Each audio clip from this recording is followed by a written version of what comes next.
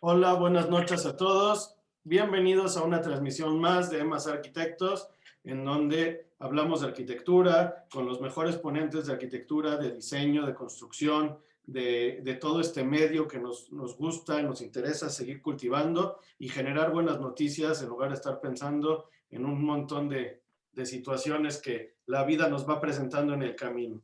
En esta ocasión contamos con el arquitecto Bernardo Lanzagorta, el cual la verdad es que es un gusto tenerlo con él. Fue profesor mío en la universidad y es un gusto tenerlo aquí con nosotros. Voy a leer una breve semblanza también, nada más para que las personas que no conocen sobre su trabajo, sobre él, pues tengamos una noción respecto de quién hablamos. Estudió arquitectura y psicología en la Universidad Iberoamericana, en la Ciudad de México. Tiene un máster en teoría de la arquitectura por el Politécnico de Cataluña y diplomados en diseño arquitectónico por el SCI ARC y de diseño urbano por el Politécnico de Oxford, maestría en psicoanálisis, especialidad clínica y formación como psicoanalista en la Sociedad Psicoanalítica de México con reconocimiento por la Asociación Internacional de Psicoanálisis, IPA, miembro de la misma y de la Federación Psicoanalítica de América Latina. Ha sido profesor de arquitectura en las áreas de proyectos y de historia o teoría de la arquitectura en la Universidad Iberoamericana y la Universidad de Anáhuac desde 1995. Actualmente está estudiando un doctorado en psicoanálisis y estudios de género en la Sociedad Psicoanalítica de México. Tiene consultas privadas como psicoanalista y en cuanto a arquitectura es asesor en investigación aplicada en el proyecto arquitectónico y desarrollo y supervisión de proyectos arquitectónicos privados. La verdad es que él comenta que ha sido una gran fortuna para él poder discutir el quehacer arquitectónico con grandes arquitectos con quienes ha compartido el aula al tomar clase con ellos en caso de su generación y al dar clase con ellos en el caso de sus compañeros profesores y por supuesto a dar clase a grandes arquitectos de las nuevas generaciones. Bernardo, la verdad es que bienvenido, es un honor tenerte con nosotros y el micrófono es todo tuyo. Muchísimas gracias. ¿Qué tal? ¿Cómo estás? Bueno, antes que nada, pues estoy muy contento y la verdad muy agradecido por la invitación. Francamente, ha sido como muy divertido el que Ezra me propusiera entrar a este espacio con una plática, ¿no? Un poco desde mis inquietudes y todo lo que generalmente trato de compartir con respecto a la arquitectura. De ahí vendría un poco el título de esta plática, ¿no? Esta plática se llama De arquitectura y otras locuras. Déjenme les pongo por aquí no sé si ahí se ve la presentación. Todavía no, pero puedes compartir pantalla. Eso me dirá. Todavía no. Ok, perfecto. A ver. ¿Ya estamos en compartir pantalla o no? A ver, compartir pantalla. Déjenme les comparto yo pantalla. Compartir. Ahora sí, por ahí andamos, ¿no? Ya vemos tu pantalla, ahora sí. Perfecto. Gracias. Ok. Entonces, bueno, de aquí viene un poco el tema de arquitectura y otras locuras. Esto no sé si lo digo para los que me conocen un poco más de esto, pero yo tengo dos carreras, soy arquitecto y también soy psicólogo clínico. Y todo esto nació particularmente por mis inquietudes en arquitectura, justamente. Y de ahí viene esta plática, ¿no? Yo después de estudiar arquitectura, pues estudié un poco de diseño, un poco de teoría aparte, pero siempre me sentía como muy insatisfecho con respecto al pensar arquitectónico. ¿De dónde sale el objeto arquitectónico? ¿Cómo lo concebimos? ¿Qué significa? Etcétera, etcétera. Entonces, pues a mí se me ocurrió y dije, bueno, pues voy a estudiar una maestría en psicología y arquitectura, pero pues ¿qué creen? En aquella época no existían. Entonces lo que decidí fue pues meterme a estudiar a la Ibero, que es la universidad donde estudié arquitectura y que conozco más o menos los planes, cómo pueden ser de abiertos. Y dije, bueno, pues voy a estudiar lo que me interesa de psicología y voy enriqueciendo mi conocimiento dentro de la arquitectura. Bueno, para hacerles el cuento muy corto, pues evidentemente me quedé enamorado de la psicología y la seguí estudiando y pues Incluso en algún momento pensé en cambiarme completamente a la psicología, estudié psicoanálisis y a eso me dedico principalmente, pero nunca dejé atrás la arquitectura y nunca dejé atrás la discusión arquitectónica y la discusión en la teoría arquitectónica y tampoco la discusión en las aulas acerca de la arquitectura. Entonces, esta plática es un poco para exponerles mis impresiones, lo que yo he pensado, lo que he rebotado con mis compañeros arquitectos, tanto alumnos como contemporáneos, como profesores con los que he dado clase, dentro de ellos gente como muy representativa dentro del medio, lo cual es como muy enriquecedor de verdad y que creo que vale la pena ser transmitido, ¿no? O sea, es un poco cómo es la arquitectura vista desde la psicología, vista desde el psicoanálisis, es un poco la idea. Entonces, pues a lo mejor les va a sonar un poco como esto, la plática, ¿no? Esto, como explicaciones psicológicas que nadie está pidiendo al respecto de la arquitectura. Espero que no sea así, ¿no? Espero que sea más una cuestión de enriquecimiento y que nos ayudemos a pensar en la arquitectura. De antemano les digo, y los que me conocen ya lo sabrán, yo creo mucho en la crítica y creo mucho en estar siempre en duda y plantear dudas con respecto a nuestro quehacer como arquitectos. Entonces, aquí no creo que haya respuesta. Si acaso lo que yo me gustaría compartirles es toda una serie de cuestionamientos, inquietudes mías, sumadas a obviamente lo que conozco de psicología, lo que la psicología me ha dejado ver acerca de la arquitectura. Entonces, bueno, pues más o menos por ahí iría el asunto, ¿no? Y bueno, lo primero que me viene un poco a mí a la mente es esto, ¿no? Déjenme, yo creo que me tengo que salir un poco de aquí, a ver. Creo que ahora, ay no, espérenme tantito, algo estoy haciendo que no está pasando mi link. Ajá, vamos a ver. Ok, no sé si aparezca ahorita esta animación que tengo en la presentación. Perfecto, ¿no? Bueno, mi primer cuestionamiento, ¿no? Con respecto a la arquitectura y que siempre me ha llamado la atención muchísimo es, ¿qué es la arquitectura? Esta es una animación que a mí me encanta porque claramente nos dan como miles de definiciones de arquitectura, que si la arquitectura es poesía práctica, que si la arquitectura es geometría, que si la arquitectura es un acto político, un acto de guerra, el campo de la batalla del espíritu, y todos estos, pues digo, no son cualquiera el que lo está diciendo. Si se fijan, pues estamos hablando de Mario Botta, Eisenman, Nouvel, Van der Rohe, perdón, Sejima, Ingels, etcétera, etcétera, ¿no? Entonces, todo esto es lo que sucede cuando tú le preguntas a un arquitecto qué es la arquitectura. Y la primera pregunta que nos viene, o que me viene a mí a la mente, por ejemplo, es pues, ¿cómo es posible que todo eso sea arquitectura? O sea, ¿en qué campo nos quedamos con respecto a la arquitectura? Como definiciones de arquitectura, si ustedes se ponen a buscar, van a encontrar varias, pero las más representativas y yo creo que las que más nos machacan siempre, bueno, la primera es esta, ¿no? La arquitectura descansa sobre tres principios básicos. La venustas o belleza, la firmitas o firmeza y la utilitas o utilidad. Siendo finalmente la arquitectura un equilibrio entre estas tres variables y la ausencia de una de ellas haría que tal obra no pudiera ser considerada como tal. Esta es la definición de arquitectura como más clásica que tenemos, que viene del Tratado de Arquitectura de Marco Vitruvio Polión, alrededor del 15 antes de Cristo, ¿no?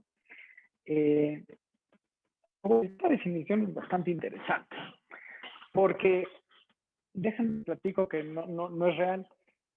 Esta es la primera traducción que se hace, o la primera publicación como fuerte que se hace al respecto. Dice que mi conexión es estable. Espero que se estabilice un poco. No, perdón, aquí tengo un typo, pero es de Claude Perrault, de 1674, quien lo que agarra es, toma el Tratado de Arquitectura y lo traduce y lo plantea como un documento. Entonces, esto que nosotros estamos leyendo no es la definición de Vitruvio, sino que es una interpretación de Perrault hacia Vitruvio. Y lo interesante es que nosotros esto nos lo hemos tragado, pero completito, ¿no? La arquitectura pues tiene que ver con la belleza, la firmeza y la utilidad, ¿no? O sea, va para allá. Les platico, en realidad lo que nos dicen los estudiosos de este tratado es que era una referencia que Vitruvio hacía hacia los edificios públicos, ¿sí? Por lo que entendemos ahorita. Pero lo que es interesante es cómo se van construyendo todas estas definiciones en nuestro pensamiento, porque, y a lo que voy, ¿no? A fin de cuentas, es no solo definir qué es arquitectura, sino qué somos como arquitectos, ¿no? ¿Qué es un arquitecto? ¿Alguien sabe qué es un arquitecto? ¿No? Y ahí es donde nos interesa mucho a nosotros los psicólogos, ¿no? Porque nosotros hablamos de personalidad, hablamos de carácter, hablamos de rasgos, ¿no? Hablamos de conductas y sin duda es fascinante tratarse de entender como arquitecto, ¿no? No solo como personas, sino como personas que hacemos arquitectura, ¿no?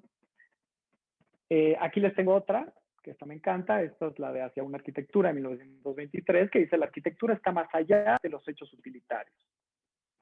La arquitectura es un hecho plástico, es el juego sabio, correcto y magnífico de los volúmenes bajo largos.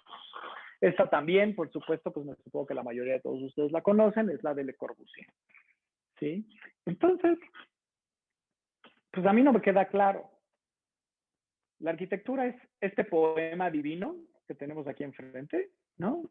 Un juego sabio, correcto, magnífico de los volúmenes, o la arquitectura tiene estos tres pilares, ¿no? De belleza, firmeza y utilidad. O sea, ¿cuál es la arquitectura? O la arquitectura es el acto político, o la arquitectura es, ¿qué es la arquitectura? O ¿qué deja de ser la arquitectura? ¿No? Para eso a mí me gusta muchísimo utilizar el diccionario y utilizar las definiciones, ¿no? En este caso, la que les voy a traer, que es muy divertida, es la definición de arquitectura, pero no es una definición, es una etimología, es decir, de dónde viene la palabra arquitectura. Y a lo mejor aquí se van a llevar una sorpresa bastante interesante, ¿no? Porque generalmente entendemos que el arquitecto es aquella persona que hace arquitectura o que se dedica a la arquitectura, ¿no? Pero en la etimología vamos a encontrar algo bastante asombroso. Digo, no sé si a ustedes les llama tanto la atención, a mí sí, por supuesto. Pero aquí decimos, ¿no? La arquitectura se la observa en el latín como arquitectura, asociada a arquitecto, del cual se desprende referencia en el latín architectus y su raíz en griego arquitectón, la cual distingue arqui, ¿no? O arcon, que remite a la posición o cargo que le corresponde al jefe. Y el adjetivo tectón, que señala constructor, ¿sí? Aquí la RAE hace una cosa muy interesante, que dice que hay que notar que muchos autores interpretan erróneamente el término como obra, ¿no? El que hace la obra, ¿no? Mientras que la raíz verdadera se remite a quien se desempeña en la misma, es un quehacer. No estamos hablando de la obra, sino del hacer una obra, ¿sí? Entonces es el que hace. Es el que hace a través de la posición o cargo que le corresponde al jefe. Sería un poco. Y suma la raíz indoeuropea de tex, que es el acto de construir o tejer algo. Es decir, tex quiere decir construir o tejer, ¿no? Entonces, aquí se vuelve algo muy interesante, porque la definición de arquitectura se reduce a lo que dice el arquitecto que es la arquitectura, ¿no? Lo que dice el jefe, ¿no? O quien está en el cargo, la posición del jefe, que es lo que se va a hacer, ¿sí? Entonces es como darle un poco la vuelta a la definición. No es que nosotros hagamos esto, estemos dentro de la arquitectura, sino que la arquitectura está dentro del discurso de ser arquitecto. Entonces, esto a nivel personalidad, a nivel carácter, ya nos habla de algo bastante interesante. La arquitectura la define el arquitecto. quien está en posición o cargo que le corresponde al jefe. ¿Sí? Es decir, voy a pasar a la siguiente diapositiva. Un segundo. Aquí está. La arquitectura, entonces, es el discurso del arquitecto. ¿Sí? El lenguaje arquitectónico como tal, es decir, nosotros lo que conocemos como lenguaje arquitectónico, las formas, los elementos que nosotros utilizamos para definir la arquitectura serían las palabras, es decir, lo que estructura este discurso. Entonces, la arquitectura se vuelve el medio por medio del cual el arquitecto comunica, o esa persona puede comunicarse a partir de ello. ¿Sí? Es decir, está dando un discurso personal. ¿Sí?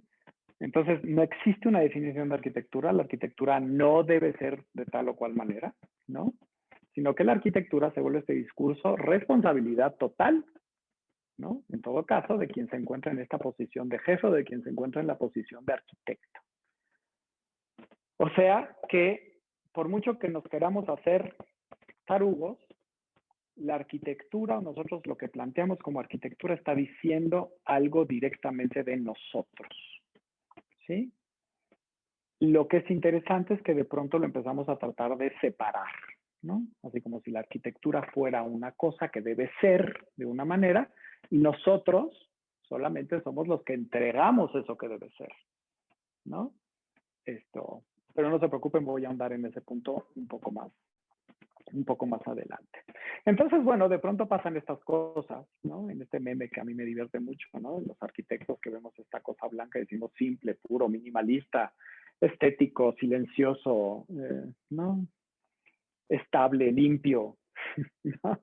Y los demás que ven, pues los demás es una caja blanca, ¿no?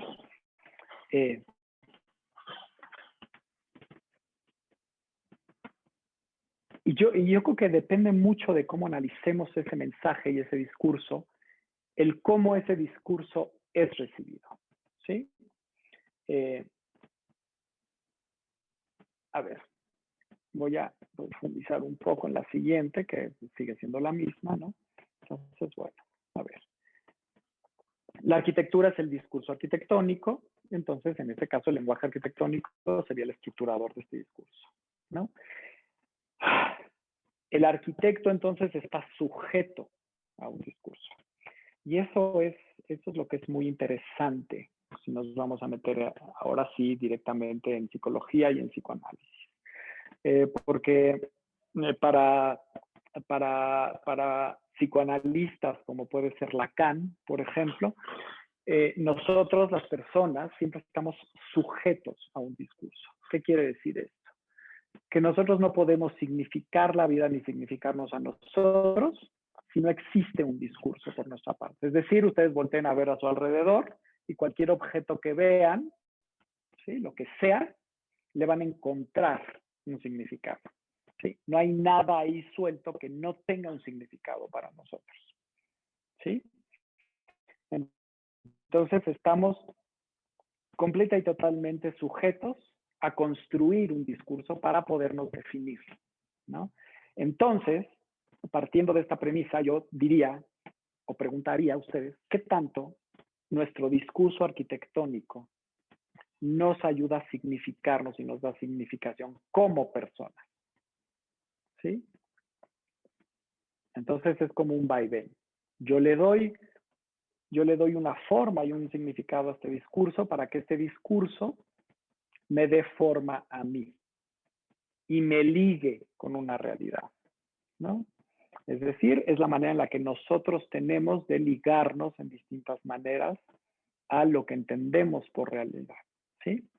Entonces, bueno, pues aquí tenemos el sujeto, estamos sujetos a un significante gracias a un discurso, ¿sí? Si no hubiera discurso, bueno, pues simplemente no, las cosas no tenían un sentido y no existiría una relación con el mundo de afuera, con los otros, con nada, ¿no? Ok. Paso a la siguiente.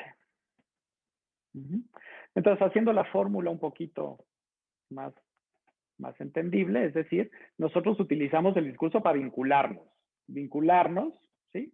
El arquitecto se vincula con el otro, ¿sí? A través de el discurso arquitectónico, ¿no? Es decir, el discurso arquitectónico, sea cual sea que fuere que sea nuestro discurso, si es que la arquitectura, si se construye o no se construye, o si es de esta manera o si es de esta manera, nos ayuda a tejernos con la realidad, a tejernos con el otro, ¿sí? O sea, son muchas más cosas las que estamos construyendo dentro de nosotros que simplemente un edificio, una obra, un proyecto, un dibujo, un render, ¿no? O sea, nosotros estamos en ese momento que estamos sacando este discurso, estamos tejiendo cosas, ¿sí? Estamos dando significado y estamos recibiendo significado a partir de ello, ¿no? Yo creo que esto explica muchas cosas con respecto a los arquitectos, como por ejemplo, ¿por qué nos tomamos tan personal cuando alguien se mete con un proyecto nuestro?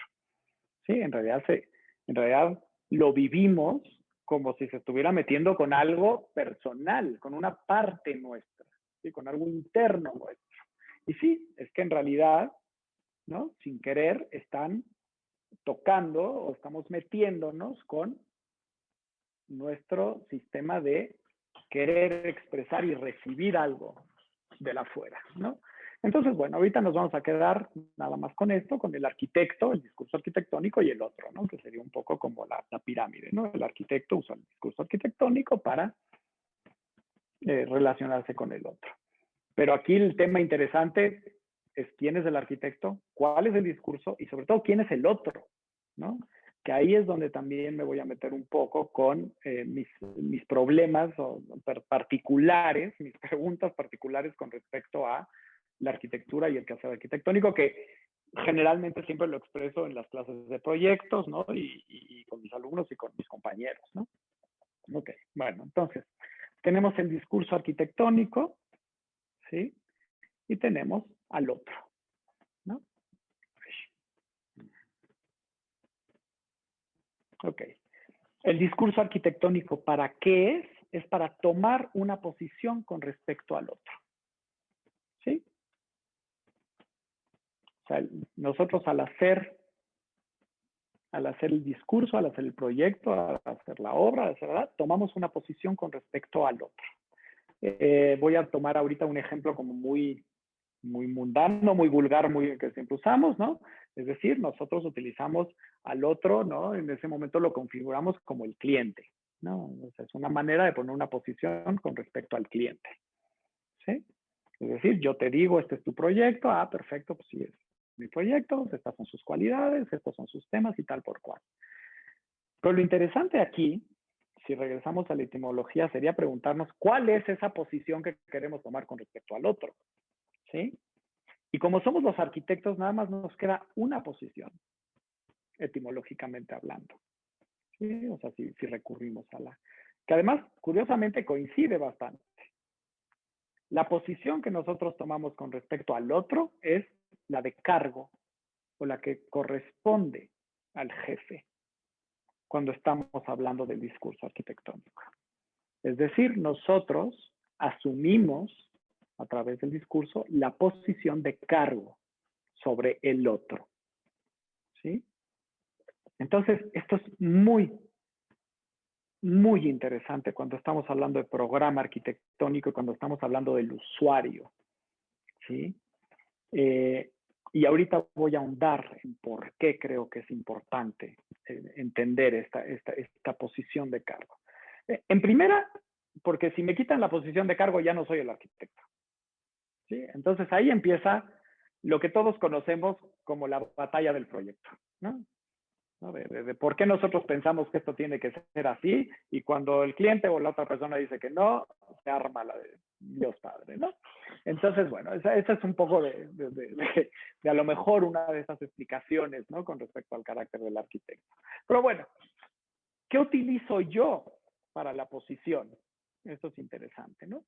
Y entonces, para ponerme yo en esta posición del que sabe, ¿no? El que corresponde, el que es el jefe de este discurso, pues empiezo a sacar toda una floritura de cuestiones, ¿no? cómo es las distancias, las proporciones, las magnitudes, las tangencias, las pertenencias, la escala. O sea, yo empiezo a sacar todas estas, pues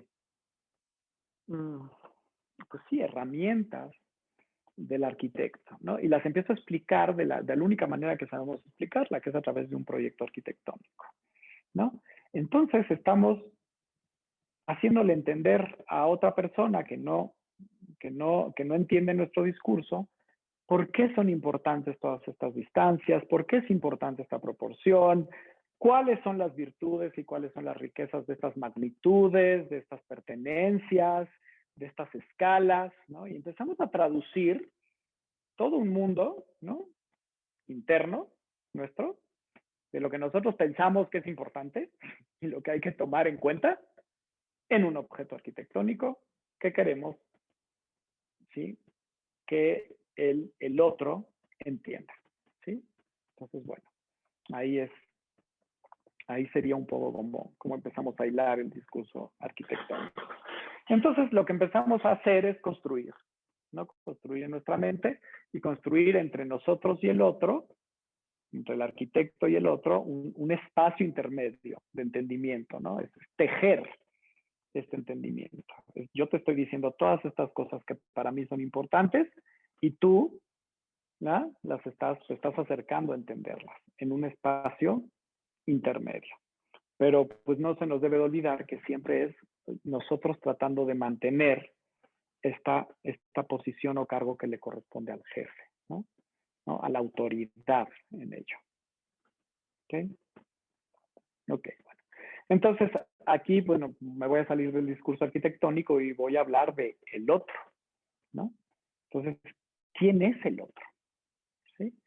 Nosotros generalmente el otro se lo ponemos a alguien, ¿no? O sea, pues el cliente, la ciudad, el entorno, yo qué sé, ¿no? O sea, cualquiera de estas cuestiones. Pero ¿qué pasa cuando el otro no es el otro, sino que es una proyección de mí mismo? ¿Sí? Que eso sería un poco el tema psicológico profundo aquí, ¿no? O sea, nosotros siempre queremos decir que estamos proyectando para el otro, pero nosotros no conocemos la experiencia del otro. Nosotros conocemos parte de la experiencia del otro. Conocemos parcialidades de la experiencia del otro. Pero bien que le estamos metiendo distancias, proporciones, objetos y todo lo demás que conocemos en un proyecto arquitectónico, eso lo estamos poniendo al otro y además le estamos diciendo que eso es lo que él necesita. ¿Sí? Pero a fin de cuentas, en gran parte para quien estamos proyectando es para nosotros, en el sentido que estamos proyectando para la idea que nosotros tenemos del otro. ¿Sí? Y aquí es donde es muy interesante la percepción. ¿Sí?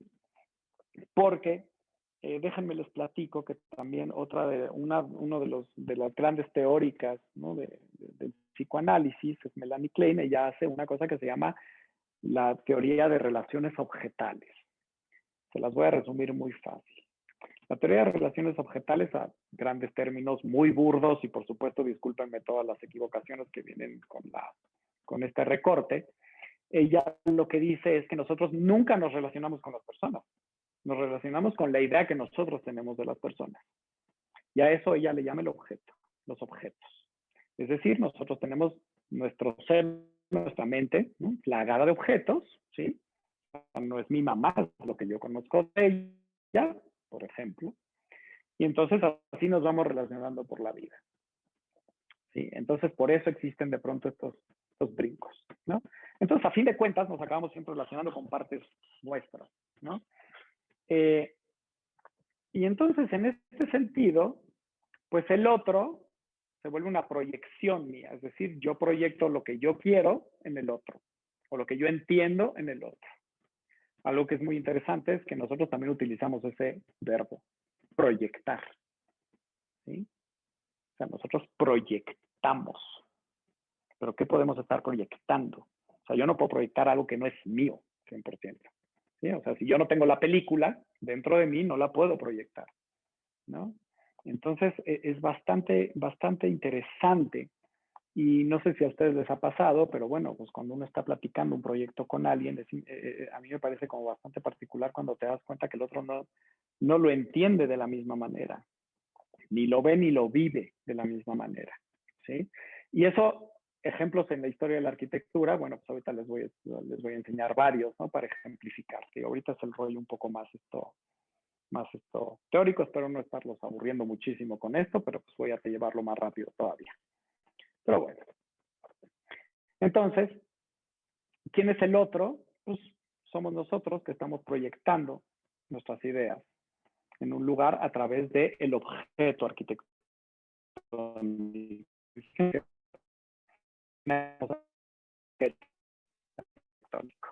¿No? No estamos una cosa, eso que nosotros construimos y que expresamos. Porque el objeto arquitectónico, bueno, pues ahorita tenemos renders, Woods, Santeliá y todo este tipo, todas estas contribuciones al objeto arquitectónico y expresiones del objeto arquitectónico que justamente están construidas, ¿no? Sumamos que, ¿no? Arquitectura no lo defino como arquitectura, sino que está tomando como objeto.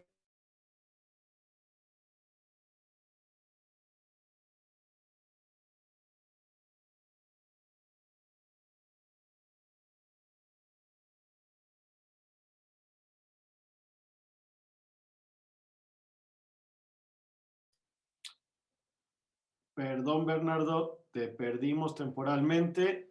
Te quiero comentar que hay alrededor de 100 personas en vivo, pero estamos aquí esperando para continuar, señores. Es un pequeño problema técnico. En un momento estamos otra vez de regreso.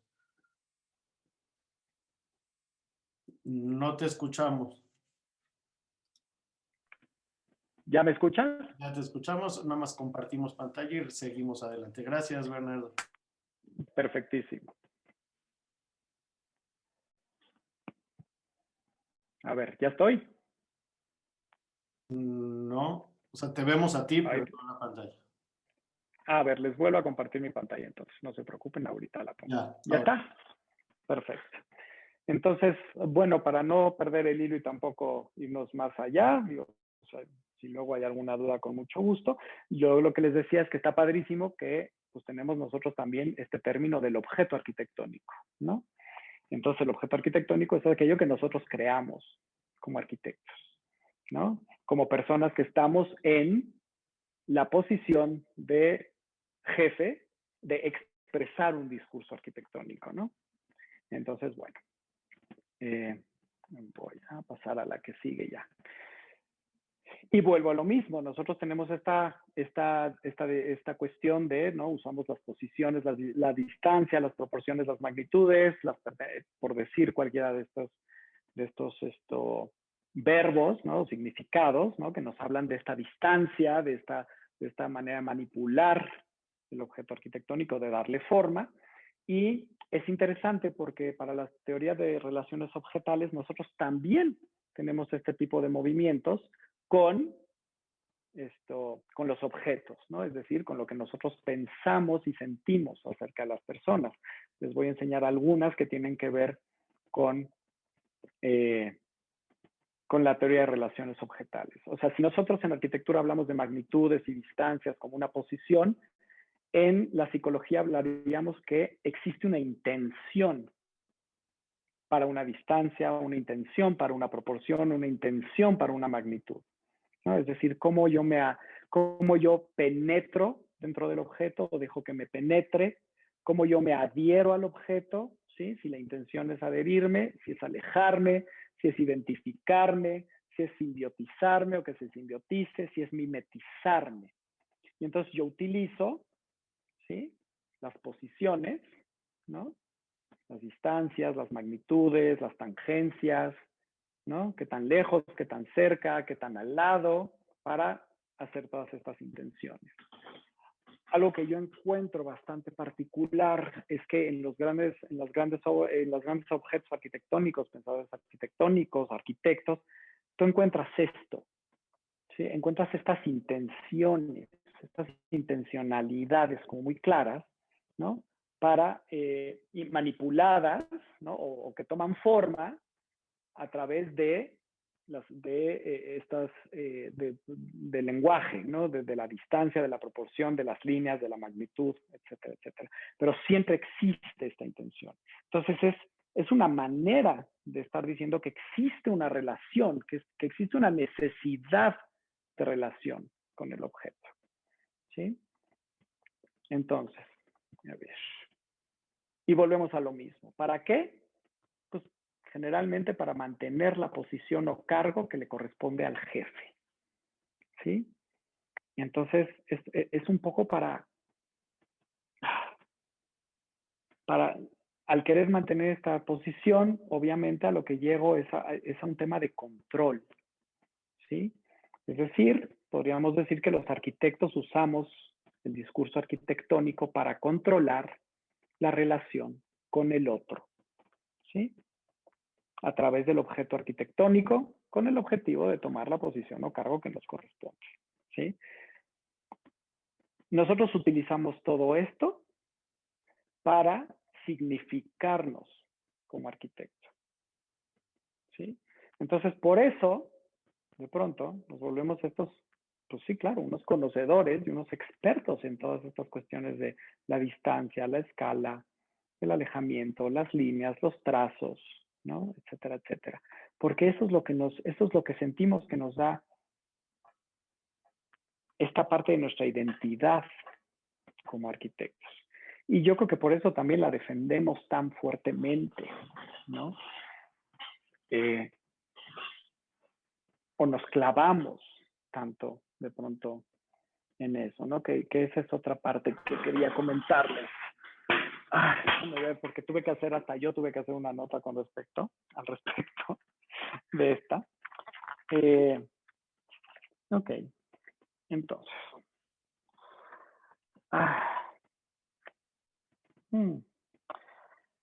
Bueno, aquí están mis preguntas, ¿no? Entonces, ¿será por eso que tomamos tan personal al proyecto, al objeto arquitectónico? Porque en realidad es una parte de nuestra, porque en realidad la sentimos como una parte de lo que nos da identidad, ¿no?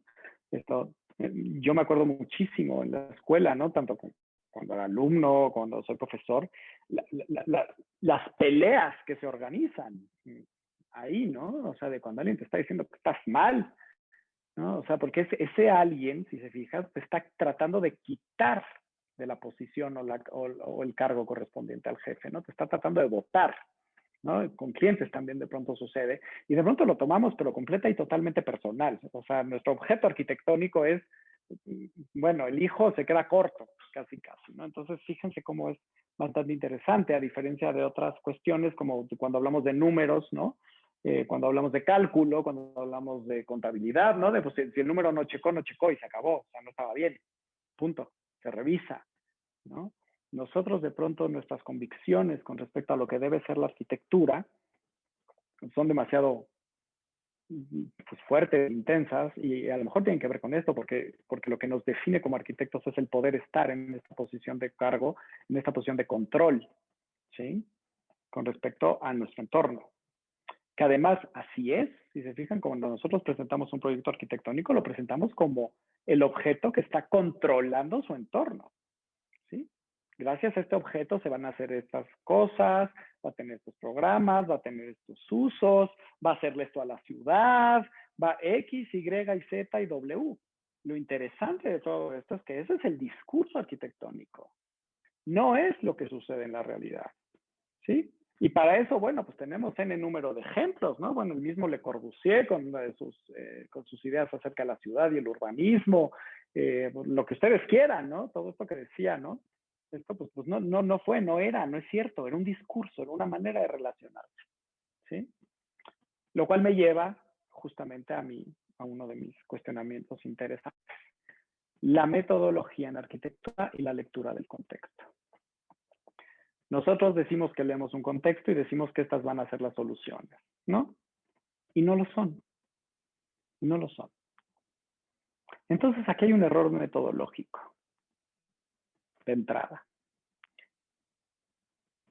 Y el error metodológico, desde mi punto de vista, es que nosotros no podemos leer el contexto, nosotros leemos lo que entendemos del contexto y le damos forma a ese contexto para nosotros. Es decir, lo acomodamos, ¿sí? Y la gran mayoría de las veces así es. Y lo mejor es que nos metemos en esta idea de que entre más analices del contexto, ¿no? Cuánta agua cayó, lo vas a conocer perfectamente y vas a saber la solución. Pero no es cierto. Esto no es verdad, porque así no funcionan los proyectos arquitectónicos. ¿No? Todo esto del éxito de los proyectos, no. El proyecto arquitectónico es un objeto arquitectónico que nosotros ponemos ahí, lo ponemos a modo de experimento.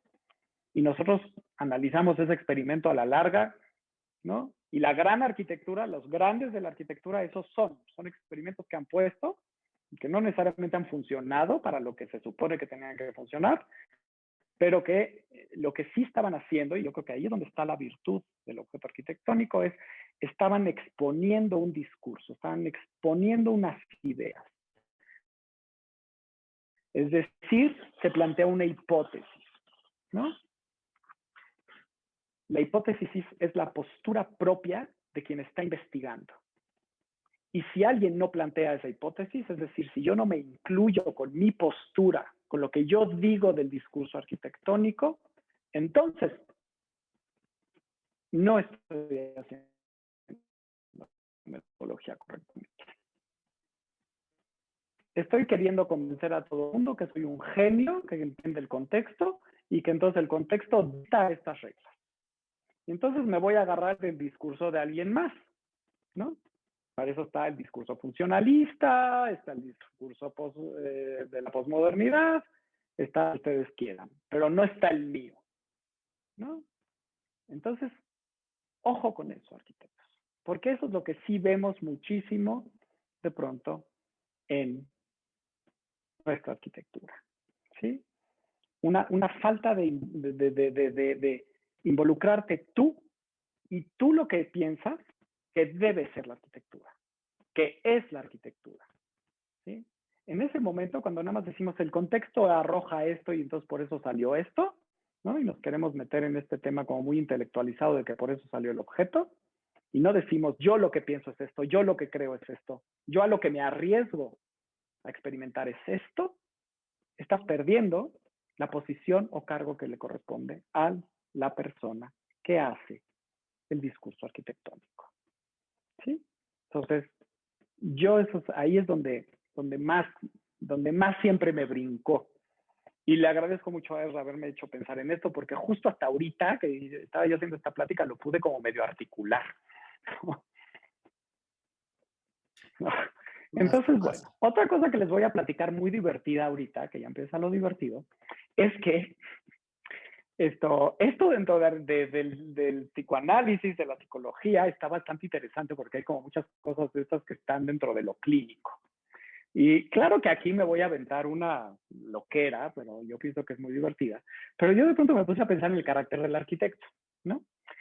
Y sobre todo en los rasgos obsesivos del arquitecto, ¿no? O sea, yo sí, todos los que conozco, sí, estuve trabajando hasta tales horas, le tuve que cambiar el despiece 26 veces, o sea, esta obsesividad como perdida, ¿no? Dentro del arquitecto. Entonces dije, bueno, pues a ver si algo tiene que ver con esto, ¿no? Bueno, les platico. Los principales rasgos y defensas obsesivas, o sea, de las personas obsesivas para la clínica, tienen que ver con la ambivalencia, ¿no?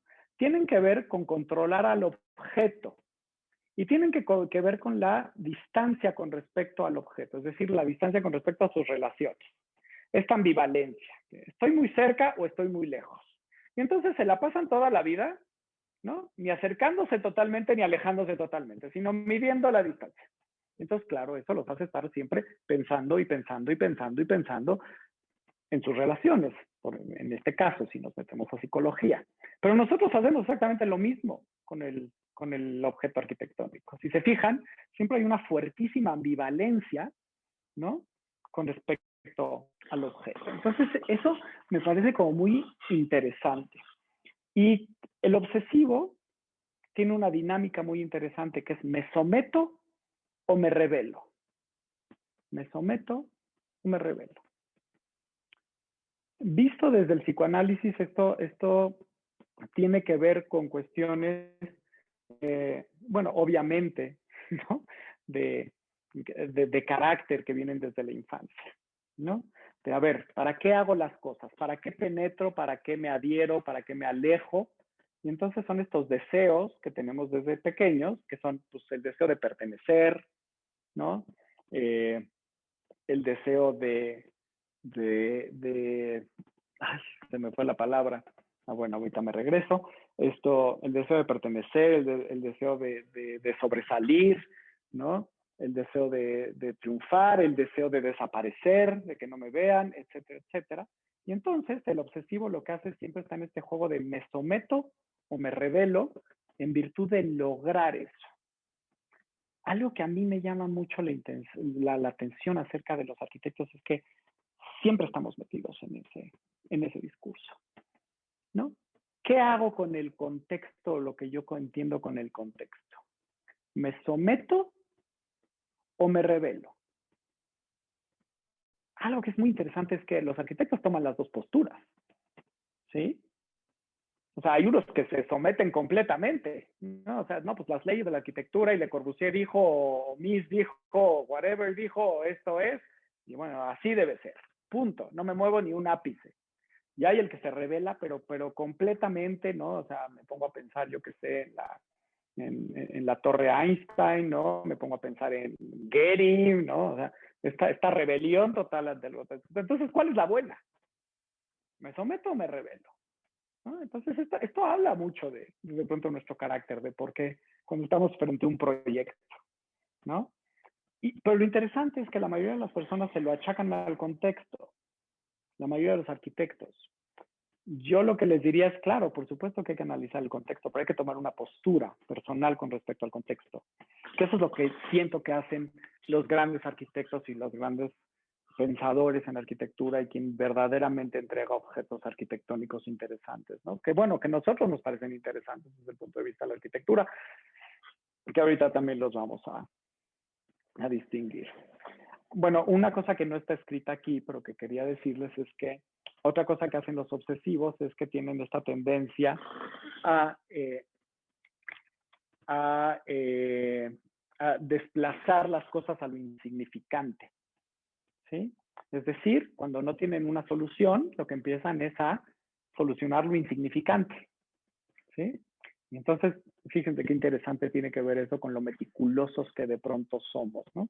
Así de, no, este proyecto está bien porque está bien modulado el piso. ¿No? Cuando no hay un discurso completo, nos metemos a lo insignificante. O algo interesante también hacemos es descartamos o le quitamos valor o devaluamos las cosas por cosas insignificantes, lo que no estamos entendiendo. ¿Sí? No sé si les suena. Entonces, bueno, por ejemplo, ahora sí ya, con imágenes. Discurso arquitectónico, les voy a aventar uno precioso. Less is more, ¿no? Ya. Sullivan, Mies, ¿no? Entonces, cuates, menos es más, ¿sí? Pero en ese momento, el momento en el que fue, el less is more era una postura personal fuertísima, ¿no? Durísima, además, ¿no? O sea, estaba cambiando los paradigmas de la arquitectura en ese sentido, la estética de la arquitectura estaba cambiando completamente, porque un cuate decidió poner cajitas vacías, ¿sí? Y quitarle el significado anterior a la arquitectura, ¿sí? Pero nosotros lo seguimos repitiendo como si fuera, ¿no? O sea, como si fuera algo válido ahorita hablar de less is more, ¿no? Entonces, a ver, less is more. Les pongo aquí la casa Farnsworth, esta cajita divina, maravillosa en medio de la nada, que nunca pudo ser habitada completamente. Es más, que su clienta lo odió, lo demandó, ¿sí? O sea, todo lo que se puedan imaginar, ¿sí? Por poner una de las obras de arquitectura, ¿eh? Pero nos está diciendo algo, nos está poniendo la postura de una persona con respecto a la arquitectura, nos da un discurso, ¿sí? Pero ese es el discurso de Mies. Eso es lo que la arquitectura es para él, ¿sí? Que a nosotros nos parezca maravilloso que él tenga un discurso, estoy de acuerdo con ustedes, qué envidia que él lo tiene. Pero copiárselo no quiere decir que nosotros estamos haciendo arquitectura, arquitectos. Ojo, lo que está diciendo es que queremos ser como él. Eso es psicoanálisis. Ahí está la diferencia. ¿Sí? Entonces pasan cosas como esto. ¿Sí? Para una atmósfera minimalista, por favor, solo una almohada, la más barata, por favor, y lo más plano y sin vida posible, ¿no? O sea, es interesante cómo funcionan los memes. Pero bueno, si no lo quieren ver como un meme, también se los puedo poner como un ejemplo más real. ¿Sí? Aquí tienen, pues, la casa de Philip Johnson, ¿no? Freud, en 1914, dice en un texto que es Recordar, Repetir y Reelaborar, ¿no? Que la repetición o compulsión a la repetición es la manera de recordar lo reprimido y olvidado, ¿no? Dentro de lo reprimido y lo olvidado está el deseo de parecernos a alguien, el deseo de tener el éxito de alguien que ya conocimos, etcétera, etcétera. Y entonces lo que hacemos es repetir, y repetir, y repetir, y repetir, ¿no? Entonces, bueno, pues algunos repiten con más gracia, como el caso de Philip Johnson, ¿no? Con bastante más interesa. Bueno, y Philip Johnson después toma su postura, que es interesante, porque él empieza de pronto a mimetizarse con varios arquitectos y entonces se da cuenta de ello y lo acepta como tal, de tal manera que él mismo dice, yo soy una gran puta. O sea, así se lo dice al Globe, tal cual, cuando hace el edificio para Trump. Entonces, bueno, o sea, la arquitectura para él como acto de prostitución, ¿no? Entonces es muy interesante, pero no es lo mismo que el discurso que tenemos arriba, ¿no? Eso es lo que a mí me interesa de las cosas de arquitectura. Pues, como les decía, no es que tenga la gran cantidad de respuestas, pero por lo menos preguntas sí tengo para ustedes, ¿no? Por ejemplo, esta, que es la casita típica que el psicólogo le pide que dibuje a un niño, ¿no?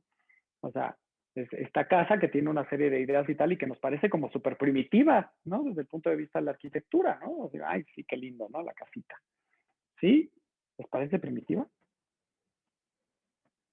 Porque yo no he hecho en los últimos años más que ver la repetición de esa casita. ¿Sí? Ahí lo tienen. ¿No me creen? Ahí está. ¿Sí?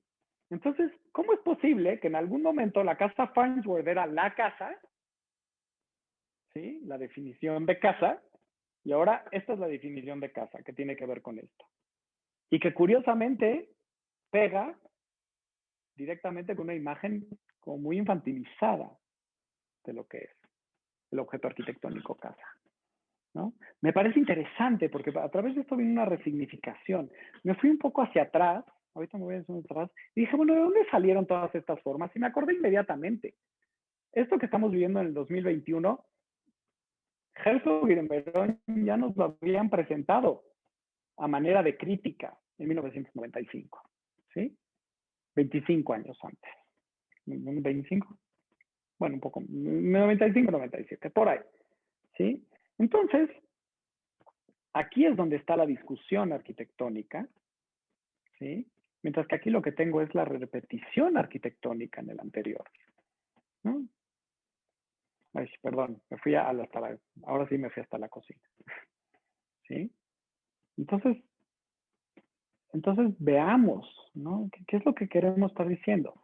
En 1995 me queda claro, no sé muy claro cuál sea el discurso, hay muchos discursos que podríamos discutir ahorita, pero ahorita me queda claro en quiero pertenecer, quiero ser parte del club, quiero complacer.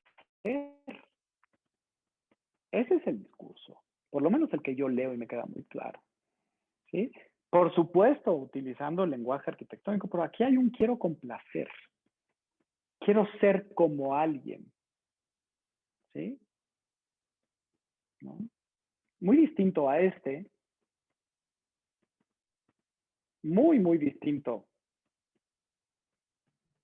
a de arriba, ¿sí? En el cual está como muy contundente lo que el arquitecto quiere mostrarnos de sí mismo. Lo interesante es que aquí también el arquitecto nos muestra cosas de sí mismo, como ya vieron, ¿no? complacer, quiero vender, ¿no? O sea, aquí yo creo que es más bien, quiero ver qué es la arquitectura, quiero ver qué se expresa, quiero ver qué pasa con ella, quiero experimentar, quiero meter una hipótesis ahí y a ver qué sucede, ¿no? Que no tiene que ver con tiene que ver ahora sí que con otro, ¿no? ¿No? Estamos hablando de otra persona, el otro ya soy más yo, es cómo quiero yo expresarme, qué quiero buscar yo dentro de la arquitectura, mientras que el otro es cómo me meto, ¿no? Cómo me meto, por qué me someto, etcétera, etcétera, ¿sí? Y bueno, este es un punto como muy importante, ya estoy llegando al final, porque bueno, lo que tenemos aquí es el Guggenheim, obviamente. Entonces, a mí, por favor, que no me quiera convencer a alguien que esto salió de un análisis de contexto, ¿sí? O sea, por supuesto que hay un contexto, por supuesto que hay un conocimiento, y por supuesto que hay toda una serie de referencias históricas hacia los figurados, pero por supuesto que está una postura arquitectónica de un discurso de alguien que está mostrándonos vacíos completos, ¿sí? Constantemente en todas sus obras, ¿sí? En el edificio de Búfalo, en las casas de la pradera, siempre están estos espacios vacíos en los cuales yo recorro alrededor de todo, ¿no? Hay una intencionalidad. Yo no sé qué tan consciente o inconsciente en su caso. No sé si conozcan la historia de Frank Lloyd Wright, pero de entrada tenía una madre esquizofrénica, ¿no? Perdida, vacía, ¿no? Entonces, bueno, podemos empezar a hablar de esas cosas si quieren, ¿no? Esa es una plática como muy divertida. Pero a mí que no me convence, a mí nadie me va a convencer que esto sale de un análisis de contexto y que pues el edificio tenía que ser así, ¿no? Por favor. No, o sea, no podemos quitar al arquitecto y su discurso y lo que piensa y quién es y quién se configura como arquitecto como eso, ¿no? O sea, que hay un discurso contundente del jefe, del que se pone en posición del jefe. Es decir, esto se hace así. ¿Por qué? Bueno, pues sus razones tendría, ahorita no lo tenemos para analizar, podríamos analizar a posterior, pero claro que la hay, ¿no? Todas estas repeticiones y modulaciones, ¿sí? Que nos dan estos objetos, ¿sí? Esta obsesión en el módulo, esta obsesión en las líneas, tiene que ver con la arquitectura. No tiene que ver con lo que debe ser la arquitectura, en ningún punto, ¿sí? Lo que nosotros admiramos de estas personas es que tienen un discurso arquitectónico, ¿sí? Más que su arquitectura en sí, ¿no? Porque además no conocemos lo que tiene esa arquitectura. O alguien sabe de las fugas de agua del Guggenheim o de las casas inhabitables de Frank Lloyd Wright o de ese. No. Lo que nos interesa es ese discurso y las personas que lo tienen. Nosotros queremos eso, pero lo queremos hacer generalmente a través pues, de una manera muy infantil y primitiva de la copia. ¿Sí? Entonces ahí está el tema de la metodología. ¿Sí? O esta maravillosa fijación, ¿no? Con la ambivalencia, vuelvo a lo mismo, ¿no? Los volúmenes bajo el sol y la sombra, lo blanco y negro, lo puro, los volúmenes puros, ¿no? O sea, esta hermosísima fijación escultórica, ¿no? Con respecto a eso, es una postura que tenía que ver con quién era Le Corbusier, ¿sí? Que aquí lo tienen. Y véanlo, curiosamente, él también siempre se vestía de negro, blanco y negro, ¿no? Algo muy interesante que les voy a poner aquí, ¿no? Por si a alguien le pega. De pronto, Philip Johnson, pues también se vestía con Le Corbusier, usaba los mismos lentes, ¿sí? Y me voy a ir más para allá. O sea, todos de negro, los hombres de negro. Es algo que siempre me ha llamado mucho la atención, ¿no? Del carácter arquitectónico, ¿no? Como si tomar eso del otro me hiciera a mí el otro, ¿no? Eso es interesante porque esas son de las cuestiones que nosotros relacionamos en psicología con la neurosis, ¿no? La neurosis es, yo sigo una historia, ¿sí? Queriendo convertirme en ese personaje, pero no. Pues la neurosis es interesante porque se vuelve repetición en vez de volverse imaginación, en vez de volverse reinvención. Para imaginar y para reinventarte, tienes que imaginar y reinventarte tú. ¿Sí? Esto, o bueno, pues los dejo aquí con la escala, ¿no? Del UICAM, ¿no? Que también es maravilloso. ¿Por qué esas escalas? ¿Por qué este término de monumentalidad? ¿No? Entonces, a ver, ¿la arquitectura es monumentalidad? ¿O la arquitectura son los volúmenes puros en el blanco y negro? ¿O la arquitectura son estas modulaciones hasta el final? ¿O la arquitectura es estos vacíos constantes en los cuales hay que recorrer alrededor? ¿Sí? Esos son discursos de alguien, pero no son arquitectura. Son los discursos que la arquitectura tomó, y por la arquitectura tomó forma en esas personas. ¿Sí? Entonces, bueno, pues nada más era una esta.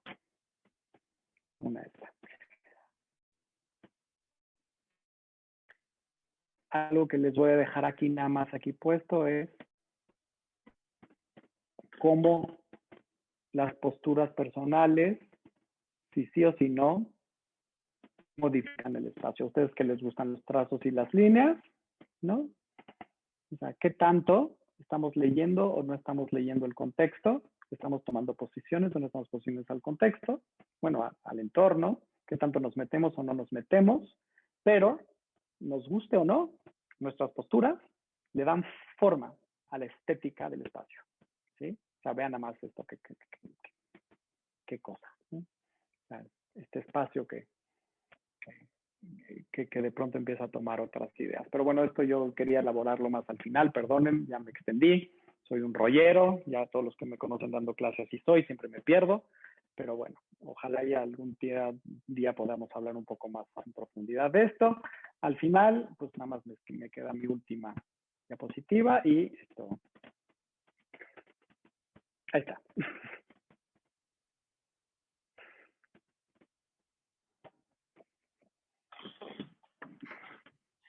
Más que claro.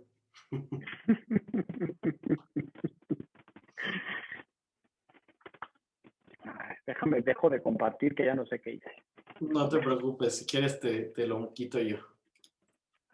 Ya Antes que nada, agradecerte, la verdad es que Bernardo, porque de inicio el tipo de plática fue bastante distinta a lo que estábamos acostumbrados dentro de este foro. O sea, la gran mayoría de la gente comparte su trabajo, comparte sus proyectos o algún tema de arquitectura, como que hablando de ese mismo discurso del que estás hablando tú, ¿no? Como que imponer o transmitir un discurso de arquitectura. Y en este caso lo que haces es ponernos a cuestionarnos sobre nuestra identidad como arquitectos, sobre nuestra forma de diseñar y de trabajar, y la verdad es que se aprecia mucho eso a nivel personal y quiero hablarlo, me imagino que por la gran mayoría de los que nos han estado escuchando. En segundo, si nos das la oportunidad también, tenemos algunas preguntas del público y algunas mías también que para ampliar un poquito la conversación. Primero que nada, nos pregunta, bueno, tienes un abrazo enorme al buen Bernardo de parte de Gabriel Alejandro Moreno Escarcega. Dice, amigo desde la primaria. Luego, él mismo pregunta y dice, mi pregunta sería, ¿de qué manera podemos acercarnos al otro para comprender sus necesidades y de qué manera controlamos el lenguaje arquitectónico hacia el otro sin perder nuestra identidad? Esto principalmente en la primera parte de la presentación, en donde hablabas de esa imposición del arquitecto versus el cliente, ¿no? Mira, esto me ha dado a mí la vuelta esta pregunta 500,000 veces. O sea, verdaderamente creo que es una pregunta del millón que si te la supiera contestar, bueno, sería maravilloso. Lo que te puedo decir es por dónde intuyo que va el asunto. Y lo intuyo a través un poco de la técnica psicoanalítica también, que es, primero, entender que el otro no es lo que tú crees que es el otro. O sea, que tú tienes una limitante de entrada para entender al otro. Y entre más conozcas esa limitante, esa condicionante propia, que tiene que ver con tus deseos, ¿sí? Con lo que tú deseas exponerle y ponerle al otro, y entre más sincero puedas ser con eso, más fácil va a poder ser, ¿sí? O por lo menos más sincera va a ser la respuesta, ¿sí? Es decir, a ver, yo de pronto digo que la arquitectura es como el cuerpo humano, ¿no? Y así debe ser, ¿no? Por poner un ejemplo que ha sido como muy típico desde el barroco. O sea, ¿no? La arquitectura con el cuerpo humano. No, la arquitectura no es el cuerpo humano. Yo digo que tiene que ser con el cuerpo humano. Si yo entiendo por qué yo lo estoy necesitando decir, ya voy de gane, ¿sí? Pero si yo lo que quiero es decirle al otro, no, es que esto te lo tienes que tragar porque la arquitectura es así, pues estoy alejándome completamente del otro. ¿No? El otro es esta construcción mía completamente, ¿no? Que pasa mucho con los proyectos arquitectónicos. De pronto a mí me explica, ¿no? Es que vi el contexto y entonces el flujo va a ser así. ¿Cómo? ¿Por? No, eso es wishful thinking, eso es mi deseo expuesto. Entonces, lo primero que hay que hacer es meter en la fórmula tu deseo. ¿Tú qué quieres? Y se vale de todo, porque aquí somos personas, ¿no? O sea, no, yo voy a andar sin tapujos como en mis clases. O sea, tú quieres ser el más rico de todos y el que más dinero gana. Eso es lo que quieres. Se vale. Mientras seas claro qué es lo que quieres. ¿Sí? Si puedes conocer un poco de tu inconsciente o de, bueno, o analizarte un poco o conocerte un poco más a fondo, vas a saber más de eso, ¿no? Entonces, lo primero que vas a dejar de lado es el yo tengo la respuesta.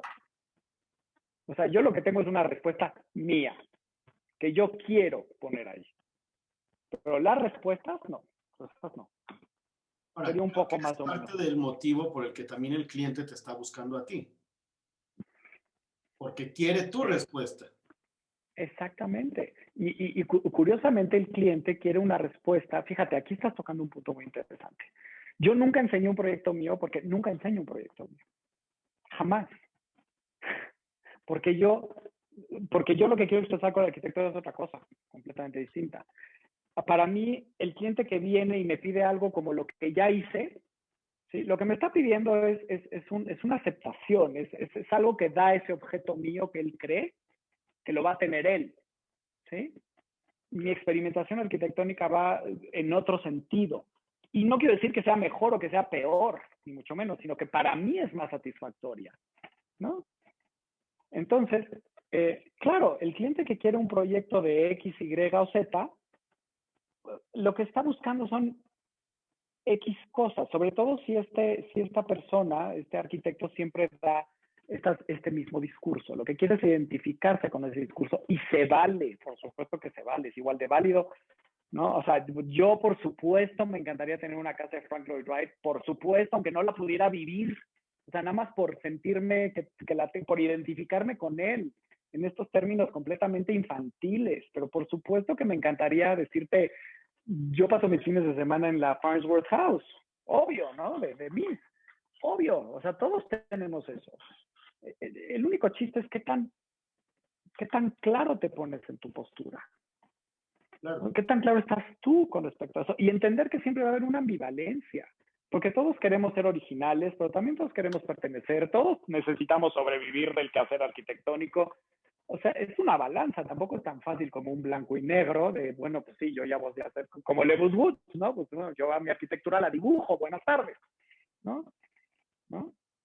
Y aún así le atinó el desgraciado, ¿no? No, bueno, a él le sirvió. Claro, o sea, exacto. Porque es tan contundente su discurso en ese sentido que saca miles de cuestionamientos, ¿no?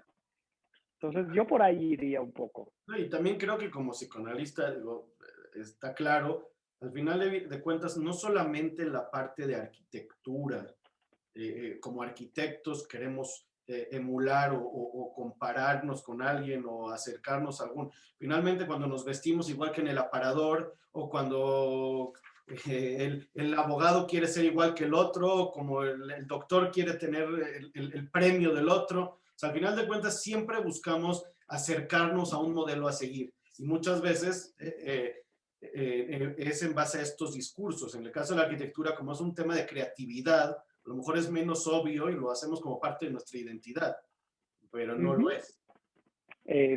Exactamente, es bastante, eso que nosotros pensamos que es súper separador de nosotros del objeto, que es, ay, pues sí, es que este es el contexto, así tiene que ser la solución bajo este paradigma. No, eso está diciendo mucho de nosotros, de dónde queremos tomar posturas y dónde no queremos tomarlas, dónde están nuestros miedos y dónde están nuestros deseos, por supuesto. Y los grandes arquitectos se dan cuenta de ello, obviamente. Y otra cosa que te digo, pues todos somos gente de a pie, todo el mundo queremos tener una relación, bueno, no todo el mundo, pero bueno, relaciones, llevarnos bien, pasarla bien, tal por cual.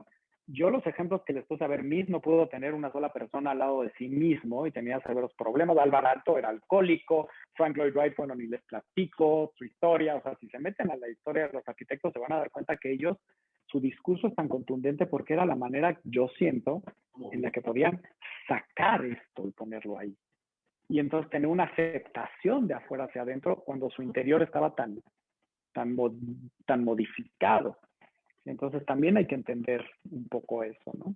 Y más si consideramos la arquitectura como un arte, finalmente el arte es esa expresión que sacas de ti mismo, ¿no? Ese sentimiento que tienes que sacar. Ahora, sí, en base a este mismo canal y continuando con el tema, como arquitecto entonces, la forma de encontrar tu identidad, bueno, primero, claro, está conocerte a ti mismo, pero ¿qué herramientas tenemos para realmente identificarnos con lo que queremos ser y no simplemente copiar lo que está de moda? Bueno, mira, la primera herramienta que tienes es, a ver, cuestionarte, pues, ¿por qué estoy haciendo esta forma? Y bueno, entre más sincero seas, más fácil vas a llegar a quién eres, ¿no?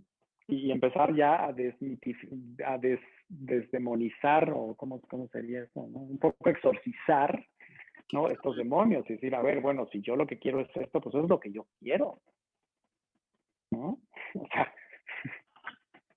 O sea, eso es. De hecho, es una pregunta que dice Joseph Leiva, dice, ¿qué opina de la desmitificación de obras famosas de arquitectos activos del siglo XX?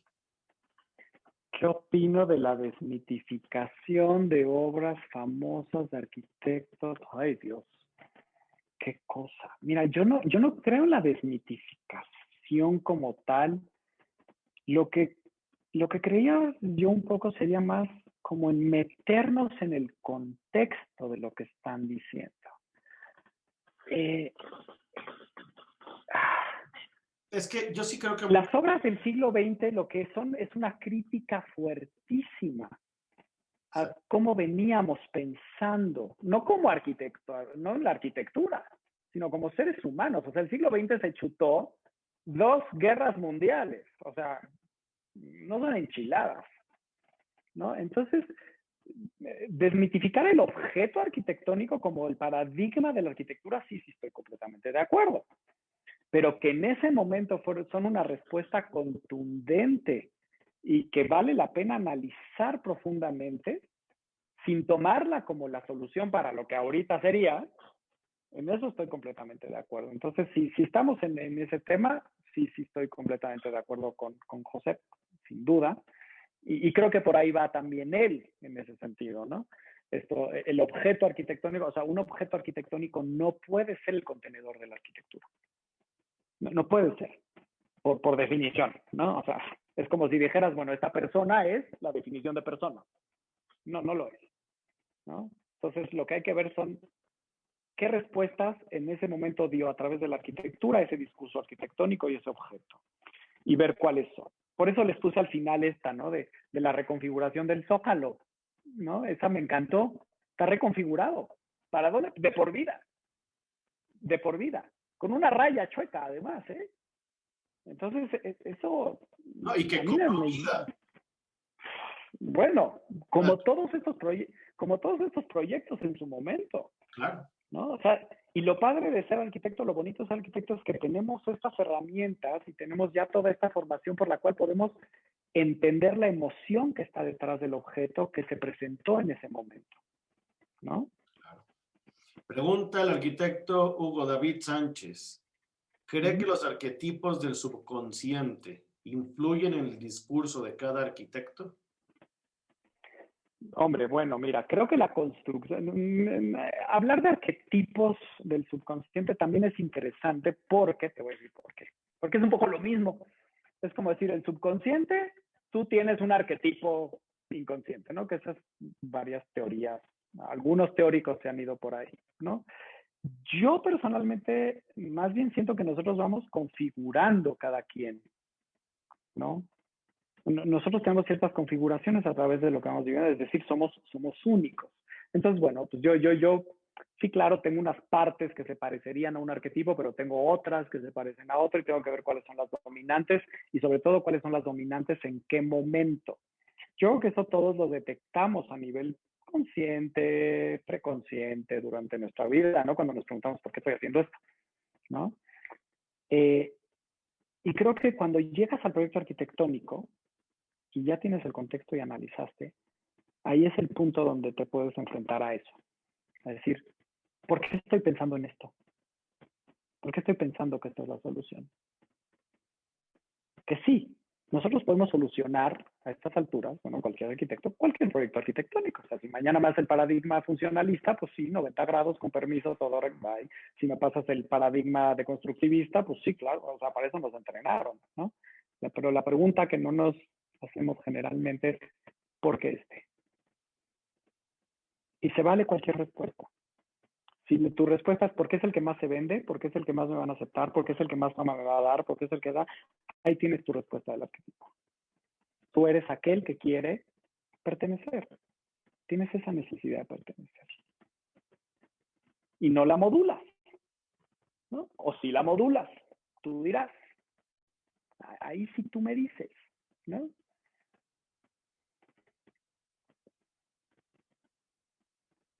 Uy, de pronto ya no te escucho. ¿Ya? Ya te Pregunta escucho. Rafael Balboa, ¿cuál sería tu lectura de la psicología de algunos de los arquitectos japoneses, como Fujimoto, Okuma, en una cultura donde la gente no muestra la parte emocional extrovertidamente? Ok, perfecto. Bueno, número uno, Rafa, te mando un saludo, te mando un beso enorme. O sea, es de verdad, por favor, no se pierdan de este pelmazo, es maravilloso. Dos, eres un tramposo, maldito, desgraciado, pero te agradezco muchísimo tu pregunta. Ay, mira, yo creo que Al rato es le invitamos a que interesante. él nos dé una plática.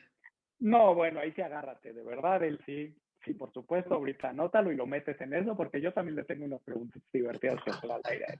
Pero bueno, yo lo que te diría es que más bien son configuraciones de expresión emocional, ¿no? Es decir, que la cultura japonesa como tal, nosotros occidentalmente la leamos como que no expresan, pienso que es exactamente este efecto de nosotros imponer un deseo ahí, ¿sí? O sea, el deseo se expresa de distintas maneras y se configura de distintas maneras, y creo que uno de los grandes ejemplos es precisamente Oriente versus Occidente, ¿no? Pero no es que ellos no expresen el deseo, ¿no? Yo cuando veo la arquitectura de Kengo Kuma me voy a utilizar una palabra, me sulibella, me emociona brutalmente. Y me emociona brutalmente de dónde viene también, porque él viene de estas copias y de este análisis de las formas clásicas, ¿no? Tiene un edificio que parece casi una columna dórica, y de pronto lo vemos ya adoptando otra identidad, metiéndose en otro tema. Entonces yo lo que te diría, no puedo hacer una lectura general, pero sí te diría que Kengo Kuma en algún momento dio la vuelta y de una posición muy devaluada en la que tenía la cultura japonesa, se movió a una posición completamente distinta de explotación, bueno, de explotar intelectual y emocionalmente esa cultura. Sí, o sea, yo lo que veo en su arquitectura es una, o sea, es un Japón reloaded, o sea, no, y además he platicado con Rafa acerca de la arquitectura de Kengo Kuma porque él ha colaborado con él. Y de cómo se arma esta arquitectura, cómo la tradición de las uniones en la madera, ¿no? Y se siga tal. Entonces, de él me interesaría como mucho analizar, si un día quieres, por dónde se ha movido emocionalmente, si me preguntas, ¿no? Y para eso creo que que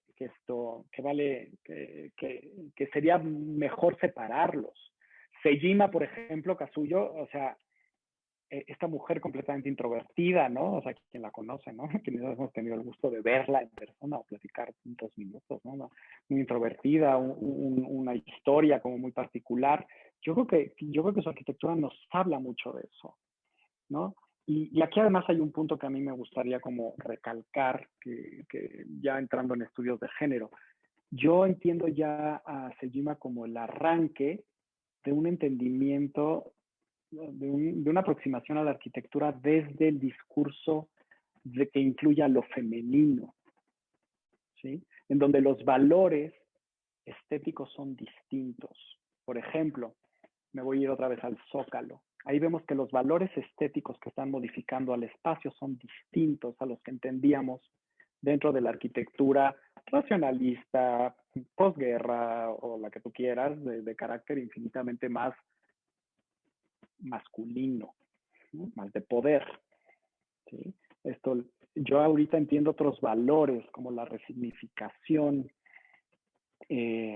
como la permeabilidad, como la fusión, verbos que generalmente no utilizamos en la arquitectura, ya los estoy empezando yo a ver, ¿no? En la estética arquitectónica desde el punto de vista psicológico, ¿no? Y creo que Kazuyo es precisamente una de estas personas que además curiosamente se ha metido muchísimo en este tema de la casa, ¿no? De desarticular la casa, rehacer la casa, remover la casa, los materiales de la casa. O sea, es como meterte un poco dentro del vientre y empezarlo a desarmar y lo vuelvo a rearmar. Que creo que ahí es donde es padrísimo que nos identificamos con el discurso de los arquitectos, porque todos ellos, cuando logran esta identidad y esta expresión tan fuerte, o sea, es imposible que no hagas un eco con esa persona y que lo quieras y que te haga un sentido. Pero el tema es que muchas veces nos damos por copiar el objeto en vez de tratar de buscar nuestro propio sentido en esa profundidad. Entonces, no sé si contesté, creo que no, creo que me hice más bien güey, pero pero bueno, siempre yo con Rafa, ustedes disculpen, pero es que me la aventó bien difícil. No, pero siguiendo lo que decías desde el principio, creo que es parte de lo mismo. Esa parte donde como arquitectos absorbemos nuevos valores, nuevos significados a través de nuestras vidas y lo vamos reflejando en nuestro trabajo si generamos esa identidad propia. Si no, nos volvemos esa parte de copiar lo existente y repetir las situaciones que ya, o lo que está de moda, como dijimos antes. El arquitecto que me gusta, o el que vende, o el que, etcétera. Con lo que me quiero identificar, donde me sienta yo más seguro, ¿no? Pero yo creo que los arquitectos que están increíbles son los que lo arriesgan, ¿no? De pronto arriesgan y dicen, y avientan ahí algo, ¿no? Y dices, ay, güey, ¿qué onda? ¿Qué pasó aquí, no? Como Herzog y de Merón, o sea, se aventaron esa casa voladora en 1995, por favor, o sea, están desquiciados, o sea, ¿a quién se le ocurre, no? Por ejemplo, ¿no? Por decir uno de miles. Y con respecto a la arquitectura japonesa, yo más bien te diría, yo la encuentro llena de emocionalidad. Lo que pasa es que hay muchas partes de esa emocionalidad que yo no entiendo, porque no están dentro de mi contexto ni me he metido lo suficiente como para entender ese contexto. O sea, lo intuyo y sé que hay una emocionalidad ahí detrás, bestial. Incluso la emocionalidad puede ser esta idea de enmascarar los sentimientos, y entonces a lo mejor eso es lo que estamos viendo, ¿no? Que la emoción que está en el fondo es el deseo de enmascarar los sentimientos. Claro. ¿No? Pregunta David Rivera.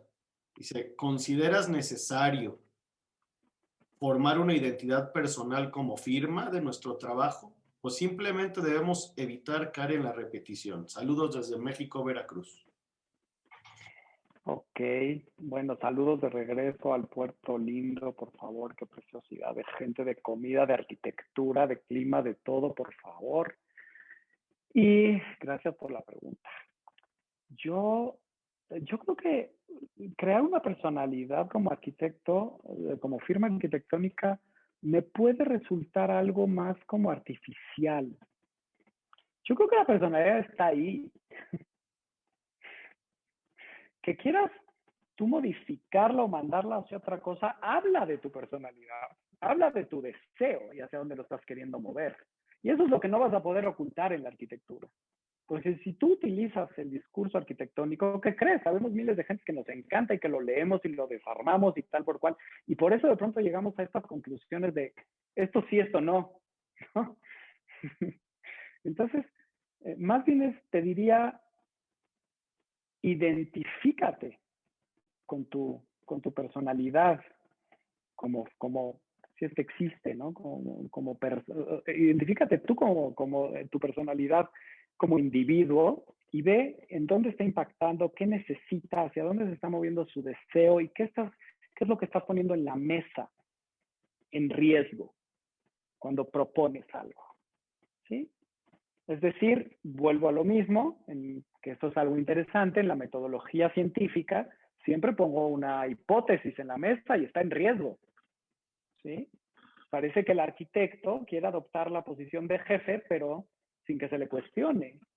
Entonces se agarra de un paradigma, ¿no? De, pues sí, a ver, a ver quién tira a Mies van der Rohe. Yo tiro a Mies van der Rohe ahorita en este minuto. No lo tiro en 1922. No, ahí sí, ahí no lo mueve nadie, ¿no? Pero ahorita, ¿qué? Agarro una casa Farnsworth y la pongo en la mitad del puerto, ¿cómo? Por ejemplo, ¿no? O sea, ¿como para qué? ¿No? O sea, necesidad. entonces yo es lo que te diría, entre metas en la fórmula, quién soy yo, a qué le apuesto, cuál es el riesgo, vamos a escuchar. Claro que vamos a escuchar, ¿no? Eso nos interesa a todos muchísimo. ¿Sí? Y lo que aprendemos de la arquitectura es eso, ¿no? Eso es lo que más deja de la arquitectura, precisamente. Eso es lo que da distintas cualidades al espacio, ¿no? Ya lo demás es qué tan hábil o no hábil eres formalmente. ¿No? Hay gente que, pues sí, copia los discursos, pero formalmente es maravillosa. No, bueno, eso no lo voy a discutir, ¿no? Pero no deja de ser como Philip Johnson, ¿no? O sea, punto, ¿no?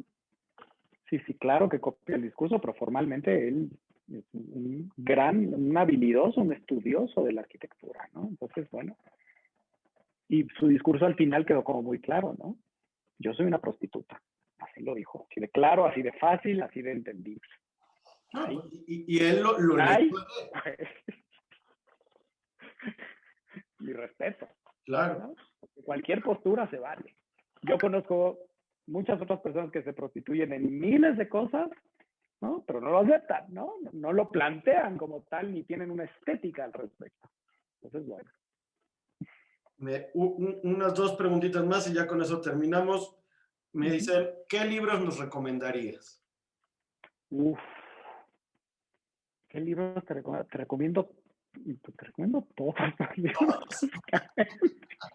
Todo en absoluto, pero lo que te puedo decir es cuáles serían libros que a mí me han hecho ver la arquitectura de distinta forma, pero bueno, pues no estamos en el mismo contexto y yo los leí algunos hace mucho tiempo, pero yo nunca veo que nadie se vaya a ver perjudicado de leer El elogio de la sombra de Tanizaki, ¿no? Que es un ensayo increíble en el cual el cuate pone una hipótesis padrísima que dice, a ver, si Occidente, si no nos hubiera conquistado, bueno, si no hubiéramos perdido la guerra, y nosotros hubiéramos seguido con nuestros valores estéticos, ¿dónde estaríamos? Y entonces empieza a explicar los valores estéticos, ¿no? de la cultura japonesa, particularmente. Eso a mí me ayudó muchísimo a entender estas distintas posiciones en las cuales nos ponemos cuando queremos hablar de arquitectura o imponer algo, ¿no? Porque, por ejemplo, pues algo tan bello para ellos como es, y lo pone así, la belleza de salir a las 3 de la mañana por un pasillo húmedo de piedras llenas de moho para llegar a sentarte en una tabla húmeda y hacer del baño. O sea, dile tú eso a alguien en Bosques de las Lomas. Que eso va a ser su valor, el valor arquitectónico, ¿no? Entonces, yo leo mucha historia, a mí me gusta mucho la historia, las historias, otro libro que te recomiendo muchísimo y a mí me encanta, digo, no sé si te sirva de algo, pero a mí me encanta. Digo, no te voy a decir los que te sirvan porque eso no lo sé, te voy a decir los que a mí me gustan. Es Vidas Construidas. Vidas Construidas es un libro que escriben unos periodistas, no son arquitectos, son periodistas investigadores en periodismo, y escriben las biografías de los arquitectos, pero no te platican de las obras. Las obras tú ya las conoces, pero de los arquitectos de todas las épocas, además hasta el modernismo. Pero empiezan con Miguel Ángel y cosas así, está muy divertido. Pero entonces te cuentan el chisme, que si tuvo tantos amantes, que si lo mató no sé quién, que si tuvo un accidente, que si lo odiaba no sé quién, que si le debía no sé cuántos, que, o sea, entonces eso empieza a dar una dimensión humana y de personalidad y le puedes empezar a poner como cosas, como más cosas detrás a lo que es el objeto arquitectónico y ya deja de ser este objeto paradigma, este objeto museo y se vuelve el discurso de esta persona con esta historia.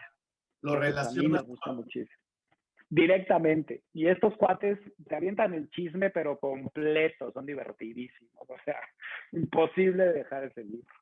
¿No? Ese me fascina. Yo te pasaría esos dos, pero obviamente, pues si quieres, te paso más después. Con gusto. De hecho, la verdad es de que hay varias preguntas más ahí en el Face. Si gustas después, cuando tengas oportunidad de entrar y responderle a tus nuevos fans, porque hay hasta una persona que ya quiere la segunda parte de la plática. Feliz. No sé cuál va a ser, pero le inventamos una, no pasa nada. Y la verdad es que si te gustaría dar algún mensaje a todas estas personas que nos han estado viendo, mucho arquitecto joven, Latinoamérica, Estados Unidos y bueno, México en toda la República, la verdad es que vale mucho la pena transmitir a veces algo. ¿Qué le diría Bernardo a estas personas? Bueno, lo que les diría es un agradecimiento enorme. ¿Por qué? Por seguir pensando la arquitectura. Porque a mí me alimenta mucho la arquitectura. Es algo que me ha dado satisfacciones. Alguna vez alguien me preguntó, ¿no? ¿Por qué arquitectura y psicología? Y dije, pues porque arquitectura, psicología es lo mío, pero arquitectura es la carrera más bonita que existe. O sea, así de sencillo. Entonces a mí me trae grandes satisfacciones y ver todo lo que hacen los alumnos y todos los arquitectos y echar el ojo ahorita a Latinoamérica, es que creo que está despertando mucho de todas estas cosas y está empezando a meterse más en sus contextos tanto personales como locales y empezar a olvidar los discursos, ¿no? Empezar a ver más estas configuraciones de espacio, empezar a enriquecer nuestro discurso arquitectónico. A mí me fascina. Entonces, lo único que les quiero dar es gracias. Yo sé que la arquitectura es una maldita desgraciada, a veces da una jeta horrorosa, pero lo único que les diría es sí vale la pena. O sea, sí le están apostando al bueno. O sea, de verdad sí le están apostando al bueno, y yo sé que lo que buscan es crecimiento, es entendimiento personal, es una manera de expresarse, es buscar un lenguaje propio, sí le están atinando por donde. De veras sí le atinaron a la carrera. Lo único que yo les diría a los arquitectos jóvenes. A los consumados, pues hombre, gracias por chutarse todo este rollo, porque además mucho de esto ya lo conocen. Entonces, pues eso sería un poco mi Bernardo, muchas gracias. Y pues estamos ahí en contacto, buscando colaborar y claro que sí, que cuando podamos hacer otra segunda parte, ¿por qué no? Encantado en la vida. Oye, yo no tengo Facebook, pero si me mandan las preguntas al Instagram, ahí sí puede que los conteste, porque en Facebook nomás no. Está bien, no hay problema. Y si no, ahorita no jalo. No ponemos ahí tu Instagram y que te las manden directamente. Ok, perfecto. Pero sí hay varias personas, felicitaciones, o sea, hubo un promedio de 100 personas durante la conferencia y la verdad es que muchas felicidades. Pues mira, qué bueno, me alegra mucho. La verdad que me alegra muchísimo, te agradezco muchísimo la oportunidad y esta plática tan a gusto que no teníamos desde la universidad. Oye. Ya tenía tiempo sin vernos, la verdad. Ya un rato, ¿no? Agradezco mucho al destino que nos haya topado otra vez. Así es, y no se pierdan la próxima plática el próximo jueves a las 7 de la noche en este mismo lugar. Gracias por todo y buenas noches. Bye.